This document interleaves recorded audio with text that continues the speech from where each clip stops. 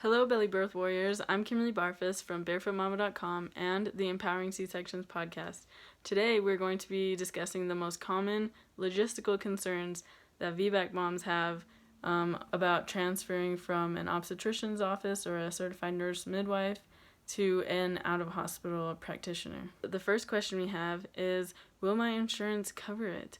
And you're going to have to call your insurance to make sure that they to officially find out if they, how much they cover, but most companies actually do cover it, and it's probably going to be an out-of-network provider, but and you might have to pay up front for it, but then the insurance company will reimburse you for it.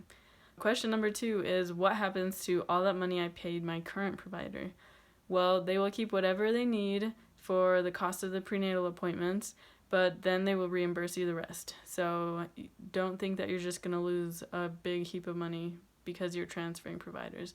They will return it to you. Just make sure that they have the correct address for you, because they will most likely send in a check. So question number 3 is, will the midwife charge me for the first appointment? So usually no. They either call it a meet and greet or a consultation, and it's 100% free. You just go in, you talk to them for an hour or two, and you just ask all the questions you could possibly have. You can ask them about, infant resuscitation, you can ask them about hemorrhaging, you can ask them about hospital transfers and what their transfer rates are and how many VBAC moms they've actually assisted before. And they would love to talk about all of that with you, and they're very personable, and they value having a relationship with their clients, and it's way more than just a 10-minute appointment. So question number 4 is, how expensive is a birthing center or a home birth midwife? And unlike hospitals, out-of-hospital midwives don't charge you insane amounts for every little thing. They usually just have an upfront cost, and that's the cost for everything. I stayed at my birthing center for 2 nights, and they gave me a Foley catheter, and they gave me IV antibiotics, and the only extra charge that I was charged was for a rush order to get my hemoglobin levels checked. So, and they told me before that, hey, this is going to cost you a little bit extra. We think it's for the best, care. And I was like, okay, if we need to do it, we need to do it. And I was very appreciative that they were upfront before they just did this procedure. And they, there's no extra charges for anything. And with that deposit that you paid your OB, that's only for your OB.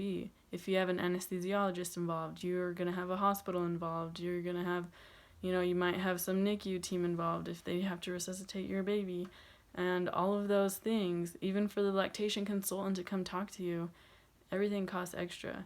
So at a birthing center, everything is just one charge, and the midwives are very workable.